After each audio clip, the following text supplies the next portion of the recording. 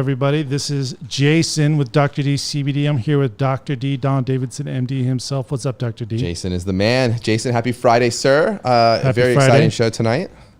Yes, we happen to have a special guest, a very special guest, actually, Dr. John MacKay. How you doing, Dr. John? Very well. How are y'all doing? Great. So, everyone, if you have not heard of Dr. John MacKay, let me tell you a little bit about him. He's an internationally recognized scientific expert in analytical testing, extraction, and purification techniques within the botanical space. So his career has included many roles in innovative product development. Dr. MacKay is currently a contributing journalist of Extraction Magazine, a cannabis extraction publication, and Terpenes and Testing Magazine, a publication serving the cannabis industry with cannabis news and science on horticulture, extraction, and testing labs. And I actually read that because it's good.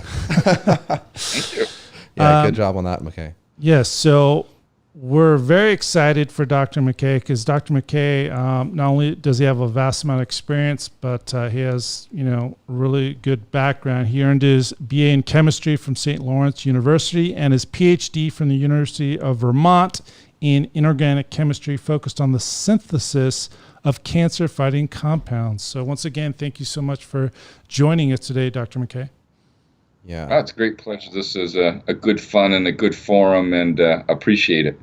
Yeah, and I think Dr. MacKay, right, after that lovely introduction by Jason, it's really nice to put the human story behind all of the products, together. And I think that is really what the first week or two of this show has been, Jason, is really setting the stage almost with the characters that are so important to this industry, and who oftentimes the folks at home that are buying all these products and picking which ones to support with their dollars, they don't really get to meet a lot of the folks that are really working around the clock behind the curtain in the industry. And, like Dr. MacKay is responsible for a lot of the education and thought leadership in the extraction world, right? He speaks at lots of conferences. But John, you always described to me you're really an expert at basically when that plant comes off the field to, getting the raw material out of there, and then that is your spectrum, and in that spectrum there is a lot going on. So maybe you could start by just giving folks at home, that really easy to understand kind of breakdown of what does that long introduction that Jason gave you kind of mean? What are you really good at right now? What are you really doing every day? So the introduction and all the different parts that he's spoken of sounds like another human from another life, because I'm sure I couldn't get to graduate school now, much less undergraduate school, especially with all the young minds that are out there. When I'm looking at the extraction of hemp or cannabis of any sort, I always look at it from the formulation-centric side. Yes, which is really helpful for someone like me who has to make brands. Yeah, well, you have to make something, and you're providing a product that addresses a certain ailment or possible ailment, and from there you're having the ingredients that go into that product, and then backing up from there, you look at how can I get those ingredients, and you're backing up from there to know what type of extraction would provide you those ingredients, and you're backing up from there to know how to do the pre-processing, and all the way to the variety. Right. So if you have something that's a full spectrum product or a broad spectrum product, you're wanting to start off with a variety that has those, and then you're trying to make sure that you don't screw up what the plant has already done so well. And there's a couple of big decisions right up there at the top of that decision line tree, and that is, what is the starting raw material, like you said? So basically, what plant are you picking? And then I think the way you think a lot, John, is what do you want to make at the end is going to be partially how you select the process that you start with, right? Oh, not even partially. So that really is the criteria. So I talk about it. People always ask me, what's the best extraction? best? What should I use? What's Build the my best lab. extraction? And so from there, I make it into this. B is for botanical integrity, keeping the botanical integrity of the plant and what it's made intact the way you want it. E is for efficacy, efficiency, economics, everything that you're looking for through that extraction process, because it has to be ethical first. You and I both, go round and round with it has to be ethical. Yeah, or it's not sustainable, right? Yeah, so that's a good point. I will jump in there. John and I are both MDs, PhDs, scientists, have been in the space for quite a while, and we have seen that corporations just don't always take all the effort and time. And I can tell you what Dr. MacKay does takes a ton of time and research and testing, and really sitting next to those plants and working on the machinery and then lab testing it. I know, John, when we started to work together, 4 years ago, that was really what, a lot of the early things that I was introduced to you and working on were about, was looking at those machines that were in a lot of the labs in California and then optimizing them, right? Actually going to the owner of that machine and, hey, have you calculated the expected yield, like the actual versus expected, where's your losses? And yeah, I mean, it's work. It's work along the way. And it's right. And I think Jason may have had a question, or what did you have, Jason?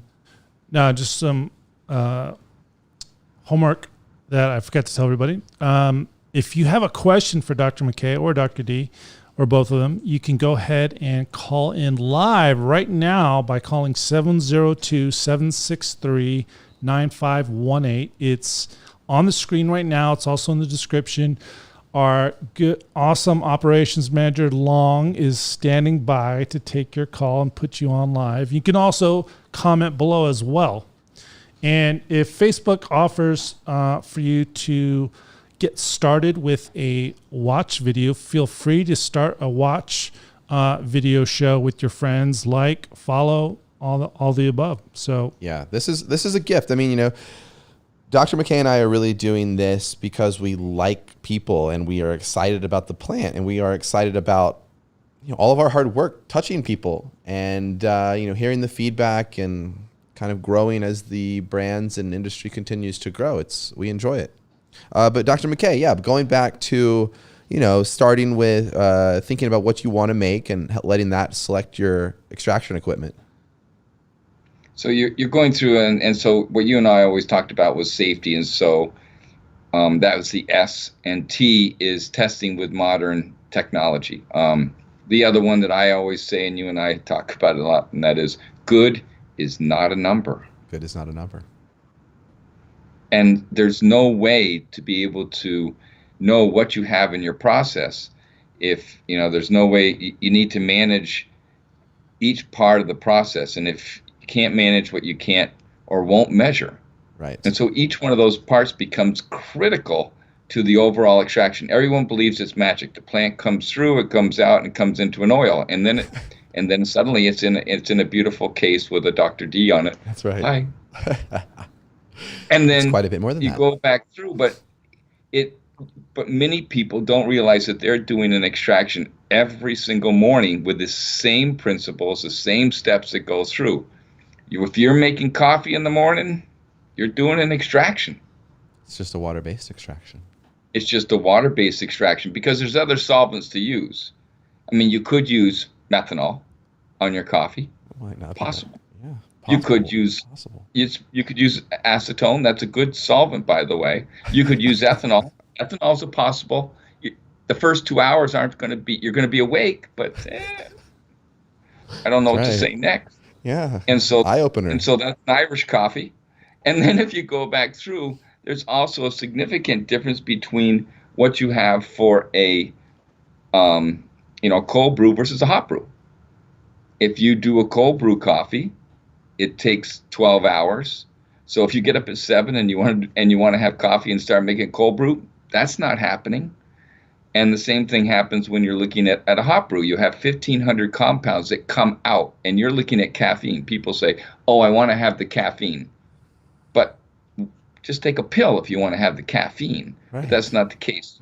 Right. Because I realize it is a social thing for you. Hi, how are you? Would you like to have a cup of coffee? My name is Dr. D. Yeah. Social and the other stuff that's in the extract. Oh, my goodness, yes. And so you decaffeinate by CO2. That's a way of processing. But when I'm looking at all the other parts of extraction, I really do go to the three S's. And the three S's are scale, selectivity, and speed. Correct. And that is important because especially when we're having to make this on a scale where it is affordable and cost effective to compete with the rest of the industry and provide people with an affordable product, this is basically being done on massive industrial scale now. Yes, and everyone has their favorite. If you have someone who's on extraction side that starts off with the extraction type, then that's not where you want to be. Not everything is ethanol, not everything is cold ethanol, not everything is CO2, not everything is, pick your brand. Right. Or your flavor. Each one of those provides you a different solubility, just as it provided you a different solubility with your morning coffee. Yeah, absolutely. And that's one of the things that we've liked to work with, actually different companies that would provide us different oils. And in the past, we've actually even mixed different oils from different farms together to kind of complete the spectrum. It's a complete spectrum. So that's the key. I mean, no matter which side, I'll have people that look at a tincture and it's green. Right. And they go, "Oh, that's terrible." And I'm going, "Not really. Have you priced how much chlorophyll is at the local market recently?" And yet you're throwing it away. My other amusement is they're looking for antioxidants and then they throw them all away. And then they wonder why the compound oxidant, why is it turning brown? I don't know. Maybe because you threw out all the antioxidants that were naturally in the plant. Could be. Yeah, I will say that is something that you and I have talked about for a long time is, really making some of these beautiful tinctures that do retain as much of the acidic compounds as possible and as much of the minors, right? I do think that'll happen over the next half a year to a year where we're able to actually narrow our tincture lineup down into blends that are kind of super tinctures, where it's combinations of CBD, CBDA, CBG in a full spectrum profile with additional like terpene fortification. What we're doing now is we're spiking basically nice hemp-derived terpene blends with beta-carotene, so we get a bigger CB2 stimulation. I think that's going to be the way to go for a lot of folks. They will get more efficacy at a lower dose of that sort of a master mix of tincture. And as a formulator, John, I will say that, working with a couple of the big labs in the United States now, there's still almost no one that's very good at working with CBDA, and no one really has a real good supply of it at scale. Some of them will claim to have half CBD, CBDA mixes, and but they won't really know a lot of what to do with it.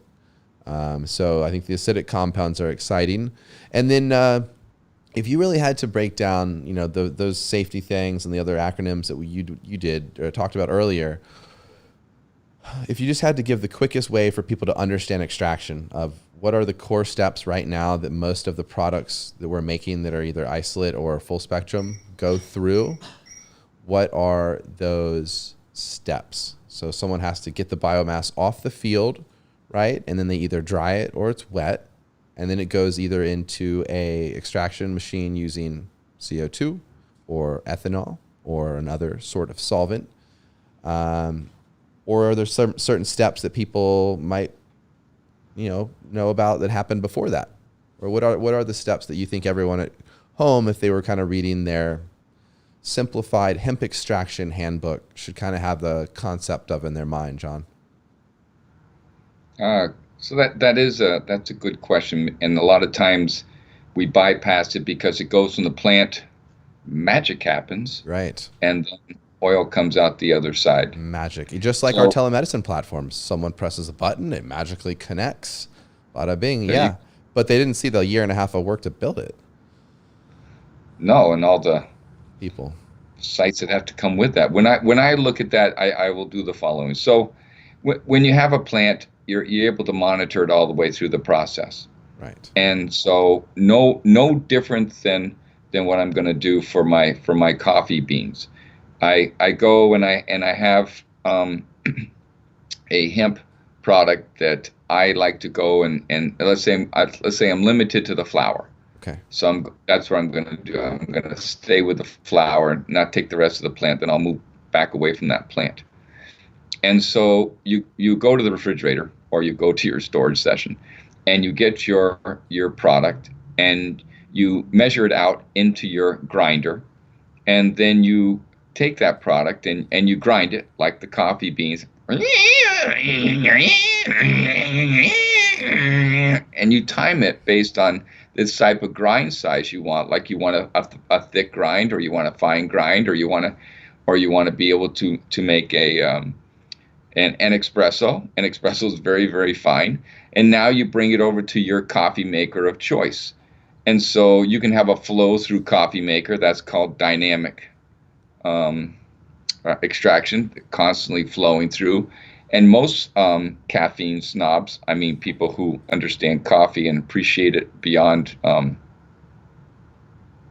realistic values, is if you go back through, you do it through a French press. And what you do is you have a set amount of coffee to a set amount of water. I'm assuming that's what you're having there, Dr. Diaz, or a tea or something. It is indeed a cup of coffee. It's a little cold from this morning, but it's doing the job. There you go. And so when you look at that, you have the ratio of water. So when you do French press correctly, you only add in about a quarter of the water into those beans, and you let it soak for a certain amount of time in that prescribed temperature of water. I think it's like 4 minutes. You let it sit there for 4 minutes, and then you add the other part of the rest of the water, and then from there you add, oh, can anyone else see the fly? Okay, there we go. I'm not dead. Did I just turn into a banana with a fruit fly? So then I go back through and I add the rest, and then I press and I separate out the grinds from the liquid. And then I take the liquid and I pour it into another container, and that is my amount. Now, if I wanted to be in the production of coffee, I wouldn't be making a French press after French press after French press. I would have a larger one. Let's say I'm a continuous circle. So you always know that people are doing that. So now you look at that process. Now, where do you measure? You measure the amount of coffee you had, because you know how much you had, because you know that that's going to be the right amount for the aroma, for the amount of caffeine, for the harshness, for the bitterness, and you have different types of variety of coffee. So that's no different than hemp. If I go back through, the next process is that if I really wanted to make sure that I had a process and I was a manufacturer, I would be testing the beans that I left behind to see how much caffeine was left in them. Correct. I don't care about how much caffeine was in the other side. And so I care about to explain the analogy and cover all that for folks that you're using a bit more. So the French press idea would basically be the beans and the grind would be the hemp coming off the field, being ground, put into some sort of a cylinder or a vessel, and then the water being run through that would be some sort of extraction solvent, such as either CO2 or alcohol in different setups. And then basically the ground coffee poops would be the hemp waste that's left over after the first extraction pass. Correct. And then where does that would that be, what sort of a name would those sorts of setups that are common on the market that are processing the oil that people are putting into lots of products be called, John? Like if you saw an extraction machine, would you just say, oh, that's a hemp extraction machine, or a CO2 machine, or that's an ethanol machine? Or how do you kind of talk about them with names and things like that? So when I'm looking at those, it really is chemical engineers have defined a vessel so that it matches the type of solvent that's going to be in there. So you have the compatible components, whether it's the O-rings or whether it's a pressure. So each one of those goes through all the engineering. So to pick out one, pressure, thick walls, or temperature, or transferring from one mode to the other. And so each one of those processes, an ethanol machine is typically, lower pressure, but you have a lot of ethanol to go through. And ethanol isn't just ethanol. Ethanol at 0 degrees, ethanol at -40, ethanol at room temperature. Each one of those is going to be like the water and the cold brew, hot brew. And then when you move towards CO2, for example, CO2 is very, very fine-tuned. It's like you can tune in the radio, you can choose what you want to have come out, you can choose when you want it to come out. And ethanol isn't the same way. So when I look at the 3 S's of speed, scale, and selectivity, ethanol has no selectivity. Right. I mean, and if it's a lower temperature ethanol, then it acts just like CO2. So now you're slower, but you have selectivity. So each one of those is different. So when I look at that entire process, it's a matter of the energy that's used and the heating and the cooling. And part of that is the next topic, and that is people that have not got the chemical engineering or working in the food processing or the perfume industry don't realize that they're making a lot of side products based on not knowing how to do their own ethanol or CO2 extraction. So more recently, papers have come out to show how many other rogue compounds are being made through this process. Yeah. And as a physician, the last thing you want is another flumidomide. Last thing you want is another, case where someone has tainted something like they did, tragically and terribly with the vape cartridges, for example. With the vape, or making sure that you're not somehow creating a rimonabant or some other compound like that. That's exactly what. One thing I think was interesting is you mentioned 2 different types of solvents that everyone loves to talk about as being better or worse than one another. And I think you and I we have the same opinion. Whether it's CO2 or it's ethanol, it's not necessarily better or worse. It's just simply what you're making. I'd say the ethanol systems that are being run today by responsible folks, you're not getting a lot of leftover residual solvent in the products that you're getting. And even if you did, it'd probably be less harmful than what people drink every day. So you don't necessarily feel like there's a better or worse between CO2 or ethanol, do you? No, it all goes to the formulation centric. In fact, you can use CO2 in the post-processing. Mm-hmm. Correct, off your ethanol lines.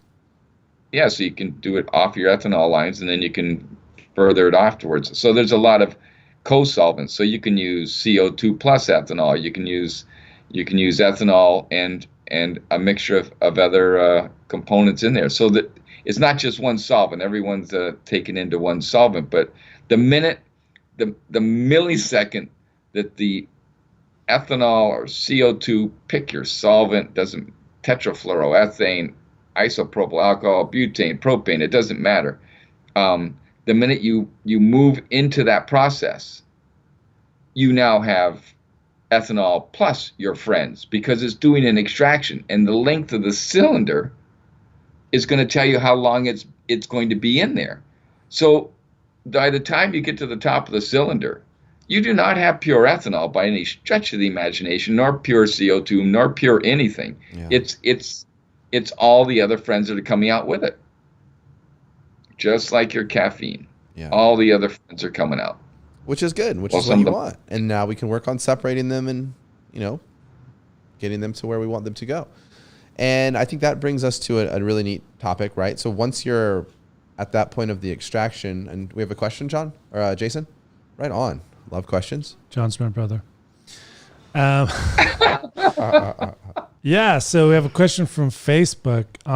What has been Dr. MacKay's personal experience with cannabis, CBD, or whatever, if any?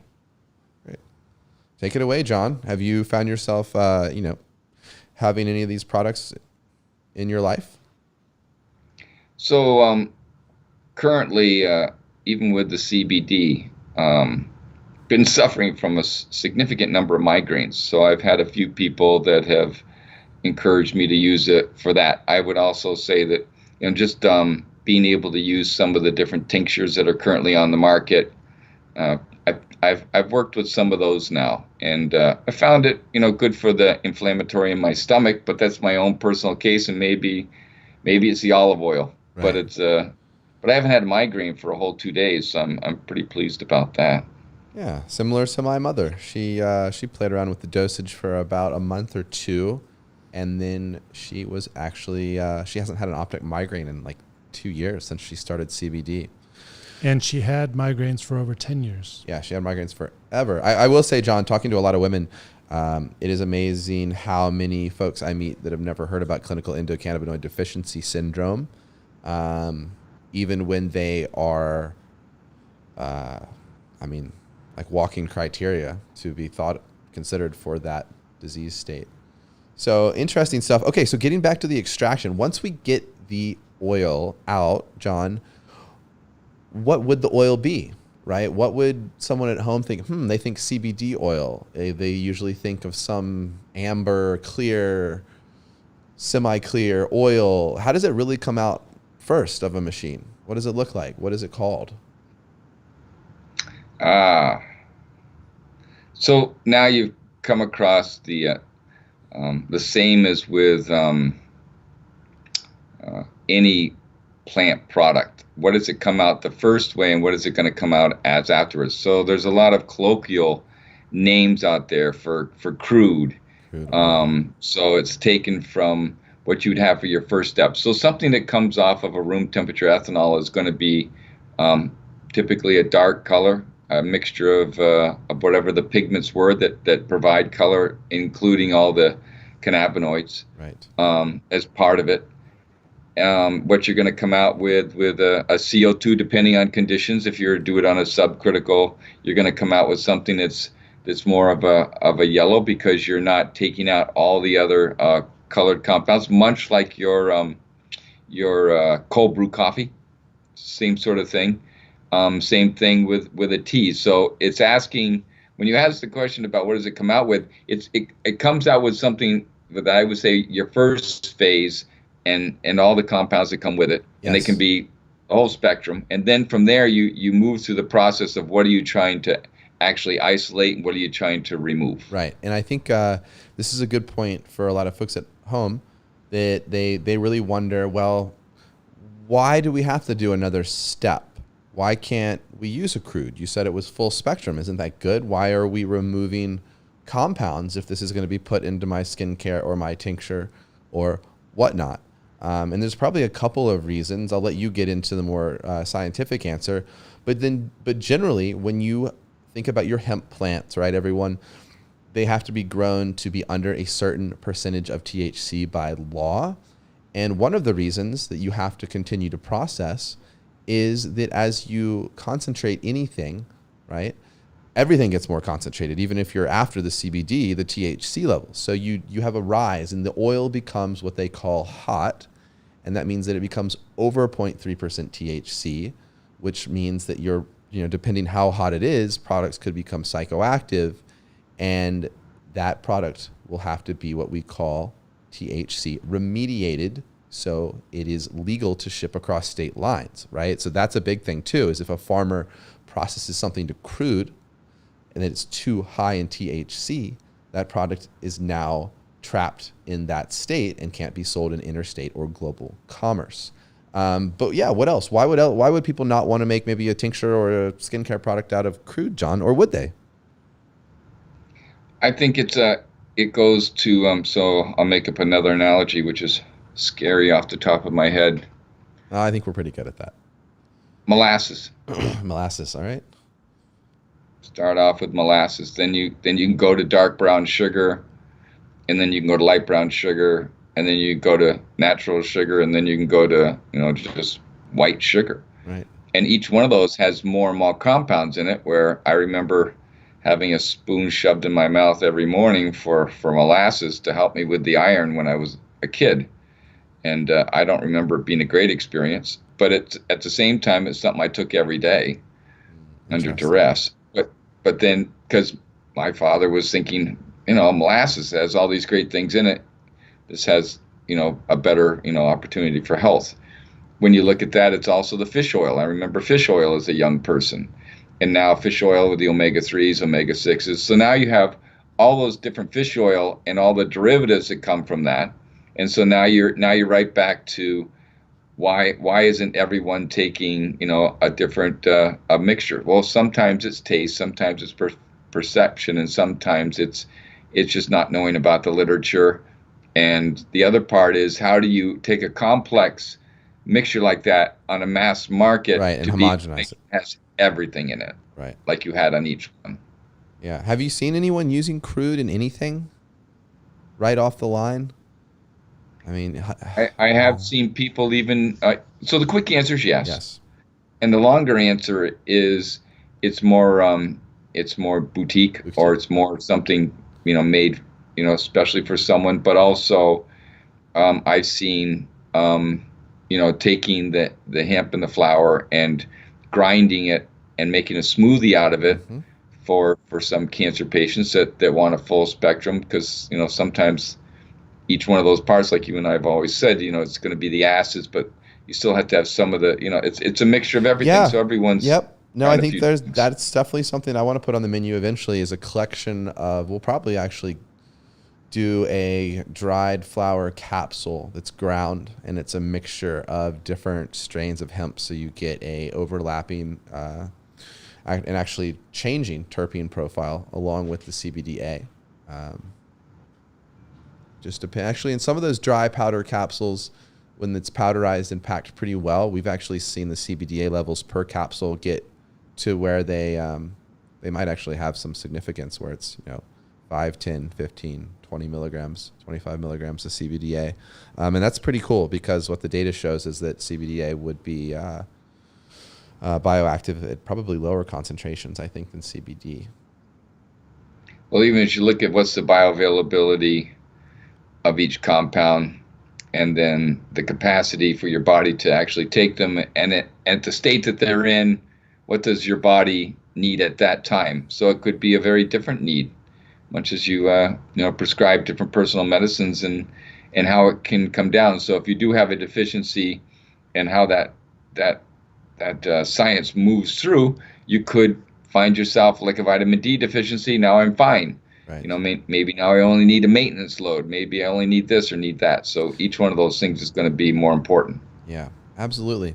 And it comes down to the extractables. Yeah, it does come down to the extractables. And when you think about, moving on from crude to a substance that's easier to blend into different things, I think this also gives us a really good time to talk about what else is in there, and what else is, or what I call economically viable to pass on to the consumer. So in the crude oil, we know that we have CBD. There may be some CBDA left if it hasn't been heated. And then if it's a full spectrum, CBG, CBC, THC, and other cannabinoids. And at this point, John, when a lot of folks want these full spectrum products, what are you doing differently to maintain that full spectrum the best in these different extraction methods? Yeah. So if I'm really into something that has to be very, very specific, and therefore I use CO2 as my base, and then from there I expand either my temperature, pressure, and how I want that solvent to be interacting with the plant, and then also adding other co-solvents. So you can add co-solvent with a little bit of ethanol, and you can bring out other parts. You can add CO2 plus hexane, it'll bring out the polyphosphates. So each one is a mixture of what you're trying to do very, very selectively. For sure. And now at this point in time, do you feel like the best full spectrum products are something that you can actually pull out in their full spectrum? Or do you feel like most people are isolating the rares and then blending them back together? I think most people are blending them back together. Yeah, me too. I mean, it's rare that you're going to have someone who's starting off with that. There's some good people out there that are working on the niche markets that do have that process, but it's very selective. Because they have to get the THC out anyway, so that messes everything up as far as keeping the profile intact for a lot of people, or at least get the THC down. Well, you can do it through supercritical fluid chromatography, which is if I'm really being that selective, then I will take out the THC and keep all of the other friends that are in there. because now you're just selectively. So it's my M&M, my bag of, I won't say M&Ms. It's a bag of candy that comes in different colors, and some could have chocolate and some could have other things. So you're right on the side of the concentration. If you take that entire bag and then you take out all of the green, well, that means that you've now concentrated the other ones. So the percentage of those total is going to be higher and higher. And if the yellow is pesticides, then those are also going to be concentrated. And if the the blue are THC, that's also going to be concentrated. And now I had to remember the colors that I just gave things. But as you're looking through that process, and then you want to take out all the blues, well, then you have to hand pick out those blues, and that's what chromatography does, supercritical fluid chromatography with CO2. So now you're not having to get rid of a solvent like you are with a water-based or buffer-based. So I think that's a really good way to jump to kind of what I wanted to do, and that's trace from the field how now we are getting towards, from a crude, using these different chromatography methods to separating out our individual cannabinoids into their oil, and then blending all of those back together to create these full spectrum oils. And that is oftentimes how we're doing it. So I think that's important for everyone to now have a concept in their head that's listening of that's how we're getting to the full spectrum oil that is then being put in products like Dr. D full spectrum products. And if it's an isolate that we're needing to work with because we want something that's powder, it's easy to mix with other ingredients, then there is a similar process where, again, things are separated into their components and the CBD is kept separate and further purified and refined. Now, beyond talking about some of the more common methods of extraction, John, I think for you and I, it's way bigger than that, and it really involves the study of the plant, because if you don't study the plant, then you don't know what times in its life cycle, what cannabinoids peak, and you can't harvest effectively to maximize the yields. And to bring us full circle on that, there's an instrument that both you and I own called the Light Lab, which is an HPLC in a case. And as we've talked about for years, it was basically designed to be carried around by a bunch of guys in the mountains growing weed and not be broken and used in the field. And so this device is something that lets you and I do a lot of things, but one would be for you, for an example, to test your extracted material and see what was left in it, so you can see if you're missing things.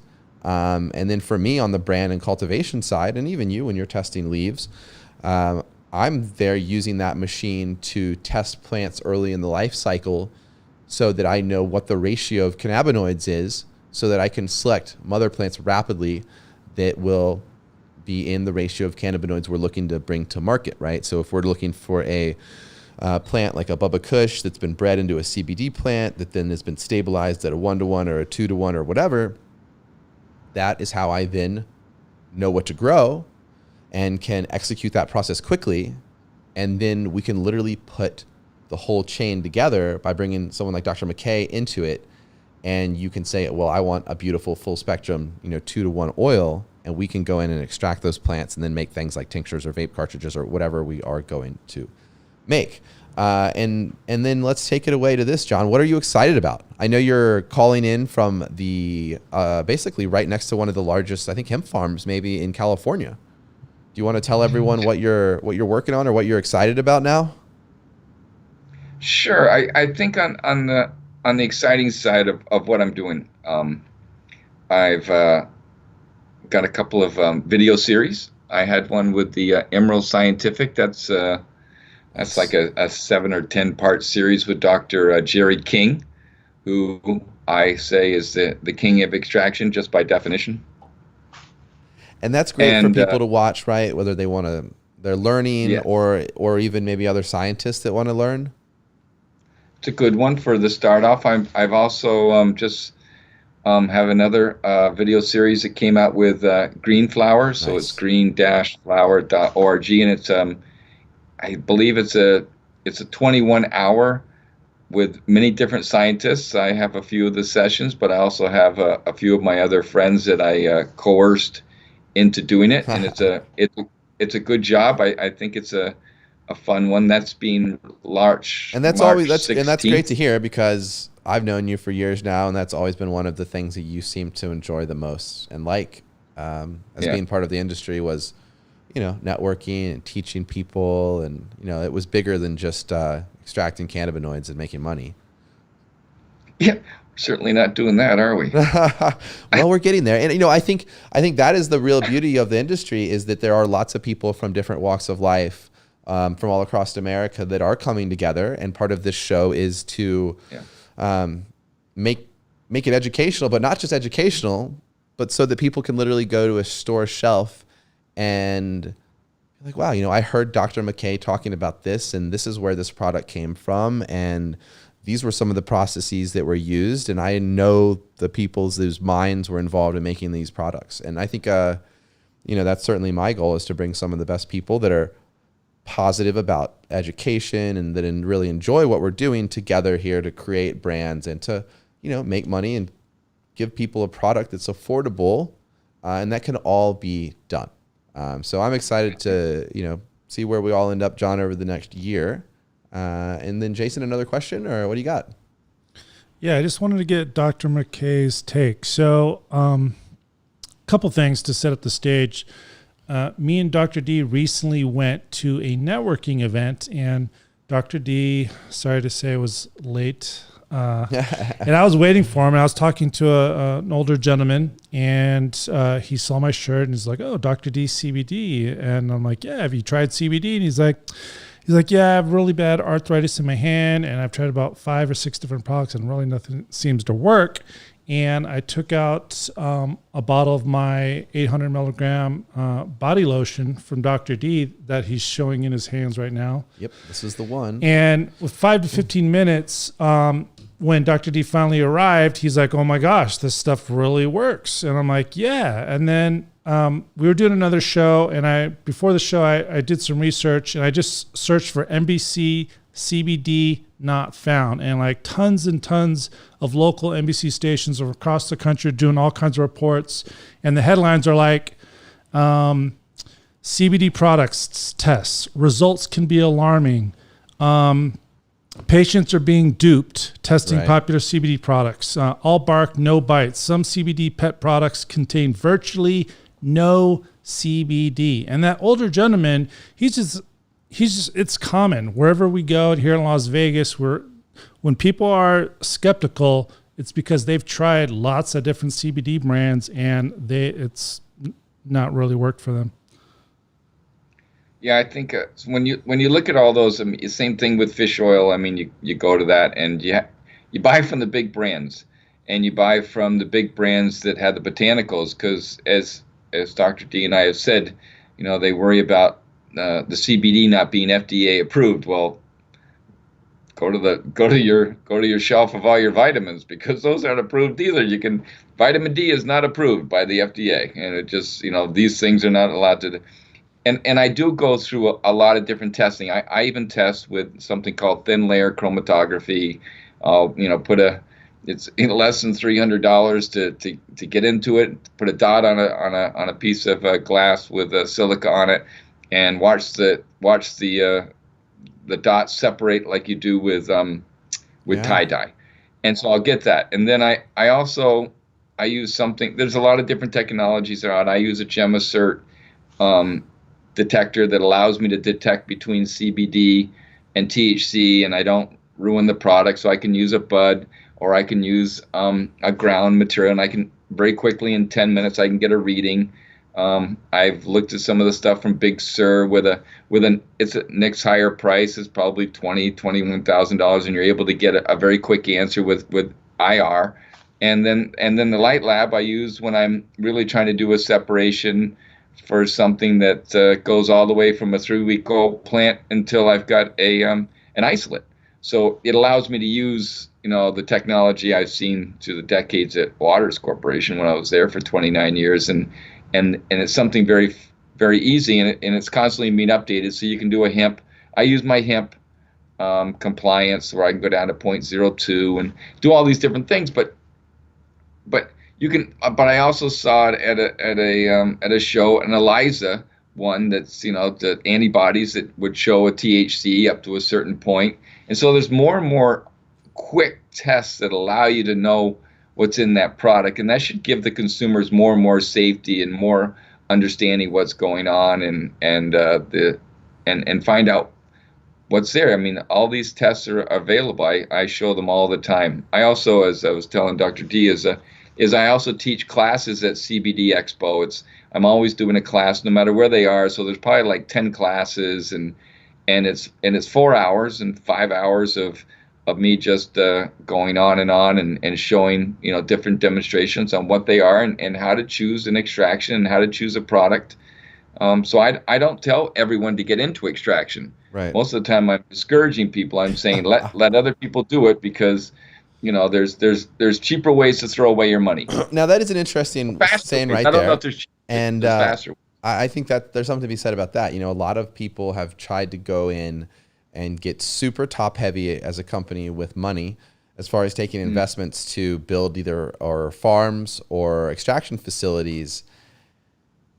And then they become, one of many farmers or producers or extractors, while right now what really is crucial are some more of the technical aspects of extraction, like you said, like remediation, and really brands, and having a brand that you can take the knowledge to the public with. And I think that is where, you and I really are kind of finding our niche, is that we're getting to work with some of the extraction companies, right, that we know are going to last, that have had that 5-year period to smooth out their operations, that are doing well, and that we have the brands now that the consumers trust. So it's in a way, I think we're going to come out of this really well, John, because while, you might have a little bit of investment into something, you or I certainly don't have to repay, millions of dollars of investment.